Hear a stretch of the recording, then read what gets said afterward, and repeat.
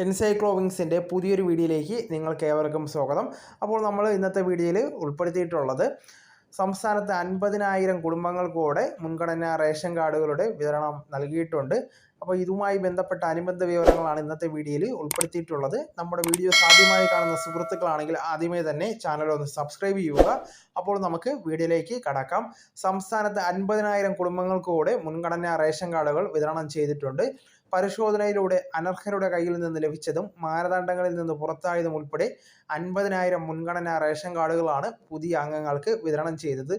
Ration കാർഡുകളുടെ സംസ്ഥാനതല വിതരണ ഉദ്ഘാടനം വഴുതക്കാട് ഗവൺമെൻറ് വിമൻസ് കോളേജിൽ ഭക്ഷ്യ പൊതുവിതരണ മന്ത്രി GR അനിൽ നിർവഹിക്കുകയുണ്ടായി.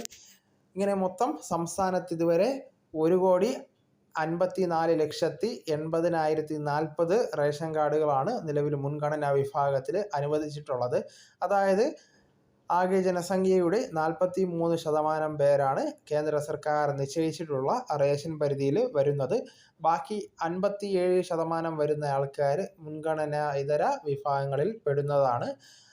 2011 ശേഷം ജനസംഖ്യയിലുണ്ടായ വർധനവ് പരിഗണിച്ച് കൂടുതൽ പേരെ മുൻഗണനാ പട്ടികയിൽ ഉൾപ്പെടുത്തണമെന്ന് നിലവിൽ സംസ്ഥാനം കേന്ദ്രത്തോട് ആവശ്യപ്പെട്ടിട്ടുണ്ടെങ്കിലും ഒരു തീരുമാനവും ഈ വിഷയത്തിൽ കൈക്കൊണ്ടിട്ടില്ല.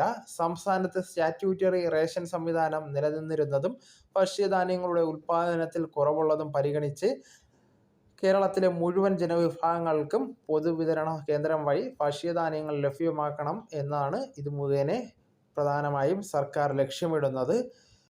അതുപോലെ തന്നെ നമുക്കിതുമായി ബന്ധപ്പെട്ട് മനസ്സിലാക്കാൻ സാധിക്കുന്നത് നിലവിൽ 600 കോടി രൂപയാണ് സർക്കാരിന് റേഷൻ വിതരണത്തിന് ആകെ ചിലവാകുന്നത്. ഇതിൽ ഏകദേശം 75 കോടി രൂപയോളമാണ് കേന്ദ്രത്തിൻ്റെ ഭാഗത്ത് നിന്ന് വിഹിതമായിട്ട് ലഭിക്കുന്നത്. ബാക്കി 525 കോടി രൂപയും സംസ്ഥാന സർക്കാരിൻ്റെ ഭാഗത്ത് നിന്നാണ് വഹിക്കുന്നത്.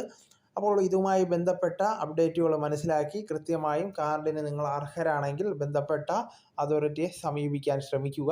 അപ്പോൾ നമുക്ക് തുടർന്നും വിജ്ഞാനപരമായ മറ്റ് വീഡിയോസും ആനുകാലികപരമായ വീഡിയോസുമായി തുടർന്നും കാണും വരെ ഗുഡ് ബൈ.